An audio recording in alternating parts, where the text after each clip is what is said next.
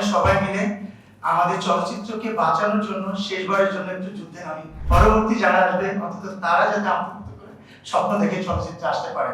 আমার কাছে সবসময় মনে হয়েছে যদি সিনেমা হল বাঁচে, যদি প্রযোজক বাঁচে, তাহলে আমার চলচ্চিত্র বাঁচবে। তো আমার মনে হয় আমরা যারা আছি, শানু ভাই যেটা বললো, আবার এখানে আমাদের উজ্জ্বল ভাই আছে, কাজ আছে, সবাই মিলে সেন্টার সার্ভার, টিকিটিং অথবা অন্য কোনো উপায় যেটাই হোক না কেন, আমরা চাইলে এটা নিয়ে কথা বলতে পারি। আমাদের মন্ত্রী মহোদয় যারা আছেন দুজনের সঙ্গে কথা বলে আমরা এ পর্যন্ত যেতে পারি।